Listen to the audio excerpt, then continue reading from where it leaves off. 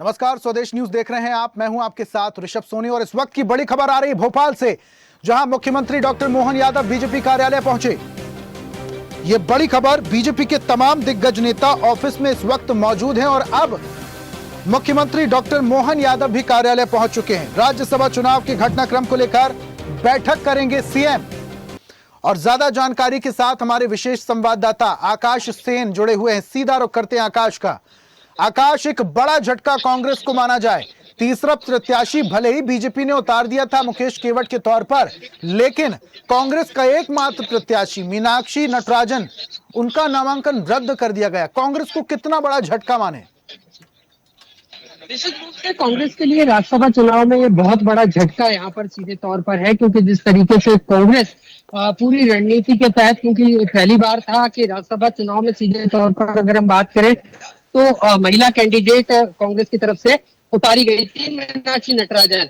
और कांग्रेस को पूरी उम्मीद थी कि अंकगणित के हिसाब से तीसरी सीट जो है कांग्रेस के खेमे में ही जाने वाली है, कांग्रेस के पास ही रहने वाली है। और पहले बीजेपी ने 2 कैंडिडेट घोषित किए और उसके बाद जिस तरीके से महेश केवट को तीसरा कैंडिडेट बनाकर चुनावी मैदान में उतारा, उसके बाद कांग्रेस की चिंताएं यहाँ पर सीधे तौर पर बढ़ गई थी। और खास तौर पर जिस तरीके से बीजेपी तो नहीं, लेकिन कांग्रेस के नेता ही तीसरे कैंडिडेट उतारे जाने के बाद इस बात को कह रहे थे कि उनको 5-5 करोड़ रुपए के ऋषभ ऑफर मिल रहे हैं विधायकों को कि वो क्रॉस वोटिंग करें और बीजेपी प्रत्याशी महेश केवट के समर्थन में वोट करें। और यही से पूरा जो कर्नाटक भेजने की जो पटकथा थी कांग्रेस की तरफ से लिखी जाने लगी कि तमाम जो विधायक हैं उनको जो है यहाँ से शिफ्ट किया जाएगा कर्नाटक में बेंगलुरु ले जाया जा रहा था सारे विधायकों को। लेकिन एक बड़ी खबर ये भी है कि उन विधायकों को अब बेंगलुरु नहीं ले जाया जा रहा है, सभी विधायक वापस लौट आए। और जिस तरीके से आज दोपहर के बाद जिस तरीके से पूरा राज्यसभा चुनाव को लेकर पूरी सियासत जो है बदल गई, एक तरीके से बड़ा करवट ली बीजेपी की तरफ से। जो मीनाक्षी नटराजन जो कांग्रेस की राज्यसभा उम्मीदवार थी, उनके नामांकन पत्र में जो मामला है, एक केस है, उसको छिपाने का आरोप लगाते हुए आपत्ति दर्ज कराई गई, जिसके बाद रिटर्निंग ऑफिस के बाहर यानी मध्य प्रदेश विधानसभा के बाहर जमकर गहमागहमी का माहौल रहा, जमकर नारेबाजी हुई। बीजेपी और कांग्रेस के नेता आमने सामने भी आ गए और कांग्रेसियों ने तो यहाँ तक किया कि आरओ जो रिटर्निंग ऑफिस का दफ्तर था उसके अंदर घुसने की कोशिश भी की। लेकिन उसके बाद रिटर्निंग ऑफिस ने सीधे तौर पर 6 बजे, क्योंकि आज स्क्रूटनी होनी थी, तमाम जो आपत्तियां थी और जो तमाम फॉर्म्स थे उनको चेक किया जाना था और आज स्क्रूटनी का दिन था। और यही कारण है बीजेपी ने ठीक दोपहर बाद आपत्ति ली। खुद मध्य प्रदेश के नगरीय प्रशासन मंत्री कैलाश विजयवर्गीय मध्य प्रदेश। बिल्कुल आकाश, मैं आपको बीच में रोक रहा हूं, लेकिन इस वक्त बड़ी खबर आ रही है। जो विमान कांग्रेस के विधायकों को लेकर उड़ा था वो वापस आ गया। ये बड़ी खबर, रनवे से वापस लौटा कांग्रेस विधायकों का विमान। विमान से बेंगलोर ले जाए जा रहे थे विधायक, लेकिन अब यह प्लान कांग्रेस ने कैंसिल कर दिया है। मीनाक्षी का नामांकन रद्द होने के बाद फ्लाइट कैंसिल कर दी गई और जो विमान उड़ा था विधायकों को लेकर वो वापस आ गए। ये बड़ी खबर, रनवे पर वापस आया विमान। ये बड़ी अपडेट आपको बता रहे हैं। इस वक्त की बड़ी खबर, कांग्रेस में अब ऑल इज नॉट वेल। अब यह कहा जा रहा है कांग्रेस को कहीं ना कहीं टेंशन हो सकती है। लगातार तमाम अपडेट के साथ हमारे विशेष संवाददाता आकाश जुड़े हुए, सीधा रुख करते हैं। आकाश, ये बड़ी अपडेट इस वक्त अपने दर्शकों को दे रहे हैं कि जो विमान विधायकों को लेकर उड़ा था अब वो वापस आ गया है। ये कहा जा रहा है कि अब कोई मतलब नहीं है इसलिए वापस आ गया है विमान। तो अभी अब क्या लग रहा है, अब क्या अपडेट है? जी, निश्चित रूप से यही कारण है कि जो तमाम विधायक और उनके परिजन बेंगलुरु शिफ्ट किए जा रहे थे, क्योंकि पहले ही तकरीबन 3.5 घंटे बाद जो है फ्लाइट को क्लियरेंस मिला था एटीसी की तरफ से। और जैसे ही विधायक जो है प्लेन में सवार हुए उनके परिजनों के साथ, तकरीबन 38 विधायक थे और उनके परिजन 73 लोगों की ये फ्लाइट थी। और रनवे पर उड़ान भरने से पहले ही खबर आ गई कि इस जो मीनाक्षी नटराजन है उनका नामांकन रद्द हो गया और उसके बाद जो फ्लाइट है उसको वापस घुमा लिया गया। तो अब कांग्रेस की तैयारी क्या रहने वाली है? कांग्रेस आकाश रुकिए, इस वक्त की एक और बड़ी खबर आ रही है। राज्यसभा चुनाव में कांग्रेस को बड़ा झटका। भोपाल से इस वक्त की बड़ी खबर, मीनाक्षी नटराजन का नामांकन रद्द कर दिया गया है। यह बड़ी खबर भोपाल से। तेलंगाना में दर्ज केस की जानकारी छिपाने का आरोप मीनाक्षी नटराजन पर है। बीजेपी ने नामांकन पर आपत्ति जताई थी, जिसके बाद मीनाक्षी नटराजन का नामांकन रद्द कर दिया गया है। कांग्रेस को एक बड़ा झटका, यह बड़ी खबर आपको बता रहे हैं। अब राज्यसभा की तीसरी सीट को लेकर बीजेपी की तरफ से एक बड़ी बैठक की जा रही है। मुख्यमंत्री बीजेपी कार्यालय पहुंच चुके, खुशी देखिए आप। ये तमाम बीजेपी के जो नेता हैं, ये बीजेपी कार्यालय की तस्वीर है, जहां पर तमाम बड़े नेता, मंत्री राकेश सिंह समेत बीडी शर्मा समेत तमाम लोग इस वक्त दिखाई दे रहे हैं। तो आज जो रिटर्निंग ऑफिसर थे, उन्होंने फैसला दिया है कि मीनाक्षी नटराजन जी ने जानबूझकर, जानते हुए भी अपने ऊपर जो आपराधिक मामला है उसकी जानकारी छुपाई है। लिहाजा एफिडेविट में महत्वपूर्ण जानकारी छुपाने की वजह से उनका नॉमिनेशन निरस्त किया जाता है। न्याय की जीत हुई है। हमारे कार्यकर्ता श्री महेश केवट जी को आशीर्वाद मिला है और मुझे लगता है, जैसा उन्होंने कहा ना, वो रहते भी रामलला के बिल्कुल पास, तो रामलला का आशीर्वाद ही है उनको। मैं इतना आपको जरूर कहूँगा कि भारतीय जनता पार्टी लोकतंत्र पर विश्वास रखती है। हम चुनाव नहीं हुए तो भी हमारे भाई लोकसभा सदस्य, राज्यसभा के सदस्य बने, और चुनाव होते तो भी बनते। तो मीनाक्षी नटराजन का जो नामांकन था वो रद्द कर दिया गया है। कांग्रेस को एक बड़ा झटका माना जा रहा है। इस पर कुछ चर्चा भी करते हैं। मेहमान हमारे साथ हैं, बीजेपी से सत्येंद्र जी हैं, कांग्रेस से स्वतंत्र जी जुड़े हुए हैं। सत्येंद्र जी का पहले मैं रुख करूंगा। सत्येंद्र जी, ये आपकी जीत मानी जाए, महेश केवट जी की जीत मानी जाए?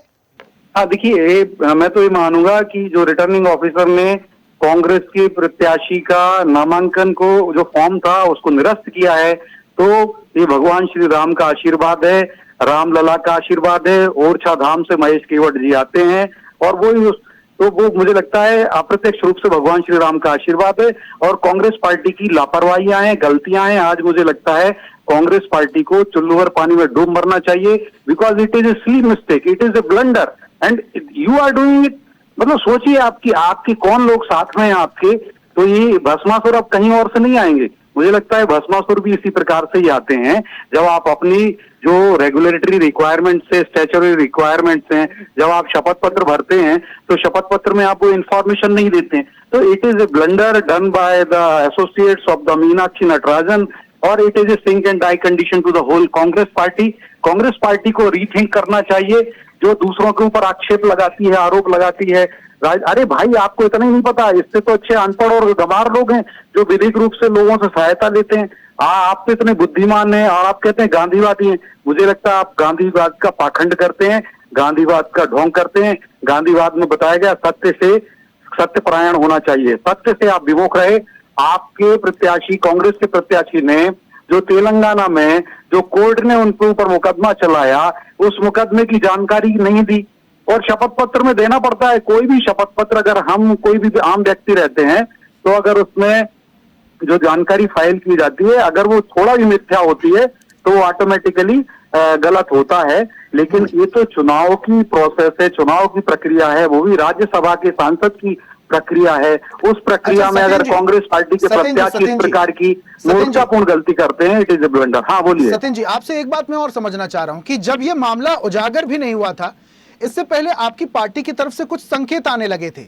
जब कैलाश विजयवर्गीय जी से बातचीत की जा रही थी तो वो कह रहे थे कि अगर हम तो सिर्फ इशारा कर रहे हैं आला कमान के एक इशारे का, और जैसे ही इशारा मिलता है तो तीसरे कैंडिडेट को भी हम ही जिताएंगे।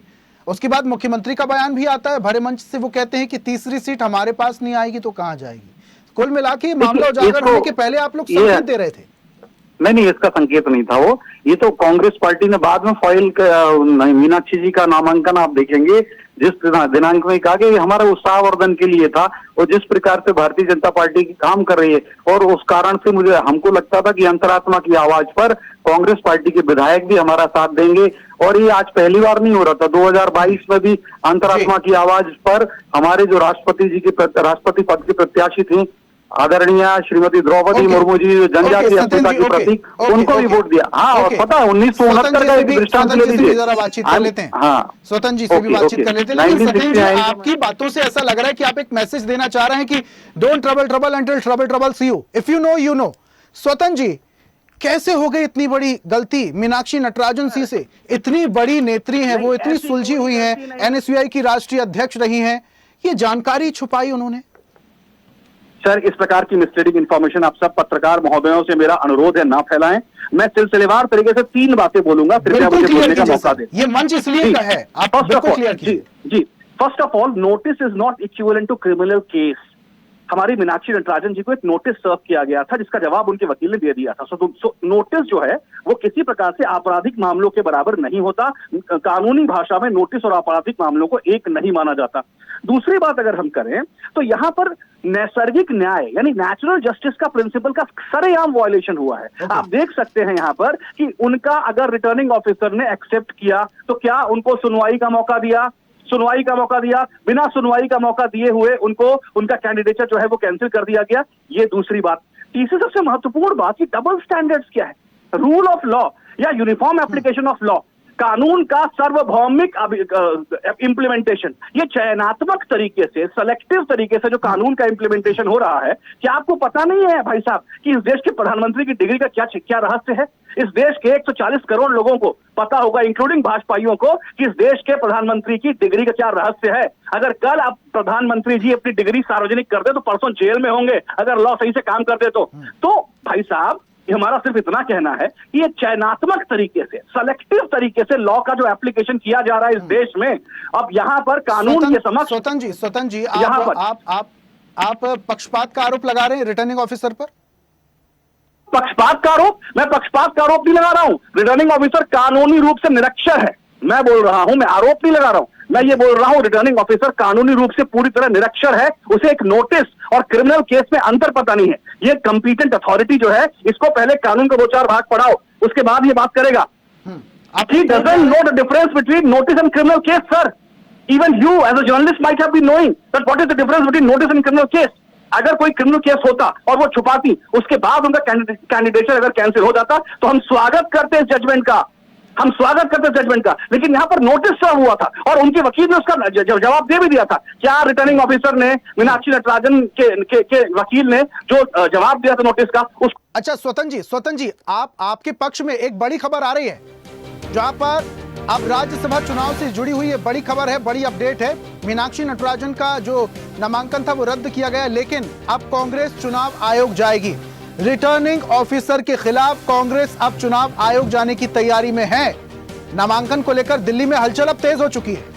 केसी वेणुगोपाल की अगुवाई में अब इलेक्शन कमीशन जाएगा प्रतिनिधिमंडल, ये बड़ी खबर आपको बता रहे हैं। राज्यसभा चुनाव से जुड़ी हुई ये बड़ी खबर है। हमारे साथ मेहमान जुड़े हुए हैं, पैनलिस्ट स्वतंत्र जी। ये बड़ी खबर आ रही है और अब आप लोग चुनाव आयोग जाने की तैयारी कर रहे हैं रिटर्निंग ऑफिसर के खिलाफ। क्या कुछ होगा?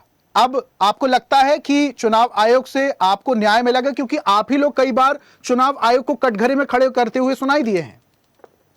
भाई साहब, बात इस चीज की है, जो बचा खुचा तंत्र इस देश में बचा हुआ है, जो अवशेष बचे हुए हैं तंत्र के इस देश में, अब कांग्रेस पार्टी तो उस तंत्र को विकसित किया है। कांग्रेस पार्टी ने यह प्रशासनिक, राजनीतिक और संवैधानिक तंत्र विकसित किया है अपने खून पसीने से, अपने बलिदान से। इस राजनीतिक और संवैधानिक तंत्र को कांग्रेस पार्टी ने विकसित किया है। तो जो छोटा मोटा या बचा कुचा रेसिड्यूज ही अगर बचे हुए हैं तो भाई साहब उनका यूज तो करना ही पड़ेगा। क्या करें बताइए इसके अलावा? ये तो मनमानी कर रहे हैं। आपने कहा भाई साहब, लेकिन स्वतंत्र जी जरा हमारे दर्शकों को यह भी समझाइए, अभी पश्चिम बंगाल के चुनाव को ज्यादा वक्त नहीं हुआ, जब जीती बीजेपी तो आप लोग ज्ञानेश जी को बधाई दे रहे थे, एक्सपर्ट ट्वीट करके इलेक्शन कमीशन को बधाई दे रहे थे। अब आप लोग कह रहे हैं उनसे न्याय की उम्मीद है। हमें लगता है विषयांतर हम जाएंगे। अभी बात मीनाक्षी नटराजन जी की चल रही है। मीनाक्षी नटराजन जी, मैं सिर्फ इतना कह रहा हूं कि कंपीटेंट अथॉरिटी जो रिटर्निंग ऑफिसर है वो एक कानूनी रूप से निरक्षर व्यक्ति है। मैं पक्षपात का आरोप ही नहीं लगा रहा हूं भाई साहब। नोटिस की बात करें, नोटिस यहां पर हर चौथे आदमी को सर्व हुआ है जो किसी भी प्रकार से सार्वजनिक जीवन में है, जिसने किसी प्रकार का लोन लेके रखा हुआ है, बैंक लोन लेके रखा हुआ है, जिसने किसी प्रकार की डिले इन पेमेंट की है, या फिर किसी भी प्रकार से एडमिनिस्ट्रेटिव या फिर पब्लिक सर्विसेज में है, उस व्यक्ति को नोटिस सर्व हुआ है। ये इतना बड़ा बात नहीं है इस देश में। ठीक है सत्येंद्र जी, नोटिस तो दिया जाना चाहिए था, सीधा एलिमिनेशन। सत्येंद्र जी सुन रहे? मेरी आवाज आ रही है? हाँ सर। मुझे लगता है कांग्रेस पार्टी को फिर से आत्मावलोकन करना चाहिए, पश्चाताप की अग्नि में जलना चाहिए, पश्चाताप के महासागर में डूबना चाहिए, पश्चाताप के हिमालय पर्वत में गलना चाहिए। क्योंकि कांग्रेस पार्टी अपनी गलतियों को दूसरे पर थोप रहे हैं। और मुझे लगता है रिटर्निंग ऑफिसर के खिलाफ वो जा रहे हैं तो उनका स्वतः उनके पास नैसर्गिक अधिकार है न्याय का, वो सुप्रीम कोर्ट भी जा सकते हैं, जाएं। लेकिन मुझे लगता है कांग्रेस पार्टी के जो लोग हैं, जब सोचिए जो तेलंगाना स्टेट की कोर्ट ने जो मुकदमा चलाया, उस मुकदमे की जवाब भी इन्होंने दिया था, मीनाक्षी नटराजन जी ने उस जवाब दिया, और उसके बाद भी शपथ पत्र में उसकी यानी नॉट अलाउड लिख रही हैं, नॉट एप्लीकेबल लिख रही हैं, निरंक लिख रही हैं, लागू नहीं लिख रही हैं। इस प्रकार का भाव जब दे रही हैं तो बहुत दुखद है। ये छोटी छोटी सिली मिस्टेक है, मैं तो कहता हूँ ये बड़ी मिस्टेक है जो जानबूझ के तथ्यों को छुपा रहे और भ्रामक जानकारी देने का शपथ पत्र में वैसे ही प्रावधान नहीं होता। मुझे लगता है कांग्रेस पार्टी आत्मावलोकन नहीं करती, और ये काम कांग्रेस के देखिए अब याद कह रहे हैं, कांग्रेस के ने जब अशोक गहलोत जी की राजस्थान में सरकार थी और इनके साथ मायावती जी का पूरा समर्थन था, 6 के 6 मायावती जी के बीएसपी की पार्टी के विधायकों को अपनी कांग्रेस पार्टी में समाहित कर लिया है, निगल लिया, दूसरे शब्दों में कहें। अरे भैया वो समर्थन दिए हुए थे, सरकार आप लोगों की थी, फिर भी क्या जरूरत थी कि उनके 6 विधायकों को अपनी पार्टी में सम्मिलित कर लिया।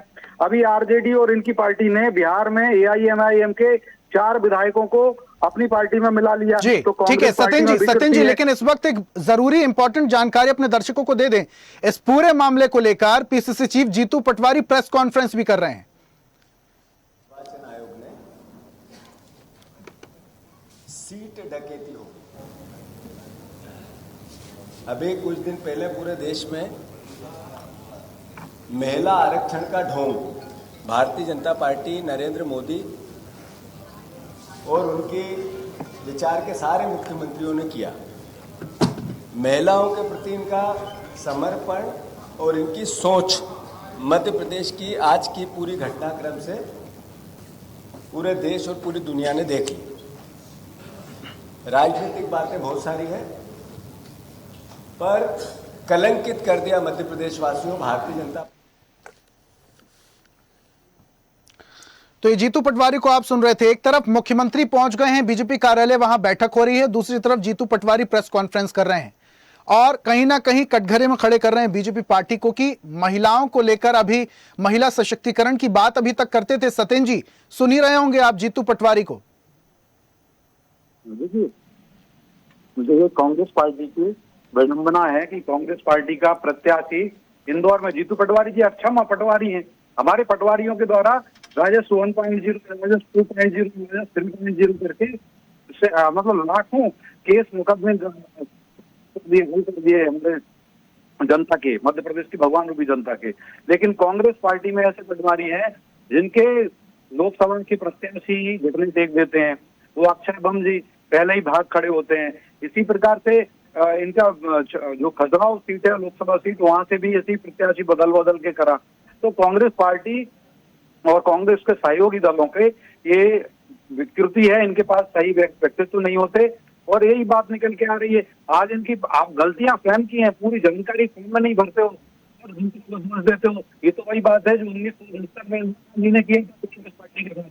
1969 में राष्ट्रपति जी के प्रत्याशी के कांग्रेस के अधिकृत प्रत्याशी थे नीलम संजीव रेड्डी जी, तो इंदिरा गांधी जी को पसंद नहीं आया। ठीक है सत्येंद्र जी, समय की थोड़ी बाध्यता है, समय की थोड़ी बाध्यता है सर, समय की थोड़ी बाध्यता है। लास्ट कमेंट में स्वतंत्र जी से लूंगा। स्वतंत्र जी, इलेक्शन कमीशन से अभी उम्मीद है आप लोगों को कि वहां पर न्याय मिल सकता है।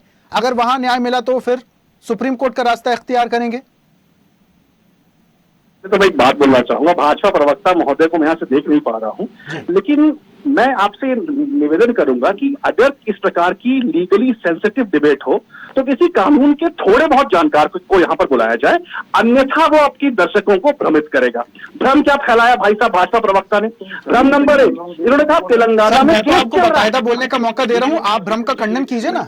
मैं बिल्कुल तेलंगाना, मैं बोल रहा हूँ तेलंगाना में केस चल रहा है भाई साहब, केस नहीं चलता, चार्जशीट FIR हुई ही नहीं, चार्जशीट बनी ही नहीं, कोई केस तेलंगाना में नहीं चला इनके खिलाफ, ना तो एफआईआर बनी ना चार्जशीट बनी, सिर्फ एक नोटिस सर्व हुआ था और उस नोटिस का जवाब हमने दे दिया। ठीक, नोटिस सर्व हुआ था, मैं नोटिस का जवाब इन्होंने दे दिया, इसके अलावा कुछ नहीं था।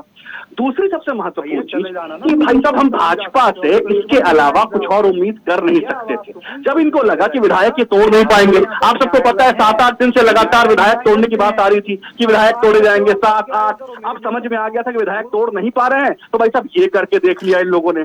अब भाई साहब कोई बात नहीं, जो लीगल रेमेडीज है हमारे पास, जो लीगल रिकोर्स है हमारे पास, हम उन सब का यूज करेंगे। हम चुनाव आयोग में जाएंगे, सुप्रीम कोर्ट में जाएंगे। हम उम्मीद करते हैं स्वतंत्र जी, आपका अधिकार है, न्याय पाने का आपका अधिकार है, लेकिन अभी ये जो मसला सामने आया इसको लेकर सियासी हलचल बड़ी तेज हो गई। बहुत शुक्रिया स्वतंत्र जी हमारे साथ जुड़ने के लिए। सत्येंद्र जी आपका भी बहुत बहुत धन्यवाद। ये बीजेपी कार्यालय की तस्वीरें आपको दिखा रहे हैं जहां जश्न का माहौल है और यहां पर बीजेपी के तमाम बड़े नेता कार्यकर्ता जश्न मना रहे हैं, लेकिन दूसरी तरफ कांग्रेस को एक बड़ा झटका। और ऐसी ही ताजा खबरों के लिए लाइक, फॉलो और यूट्यूब पर सब्सक्राइब कर बेल आइकन जरूर दबाइए और हर अपडेट के लिए विजिट कीजिए स्वदेशलाइव.com।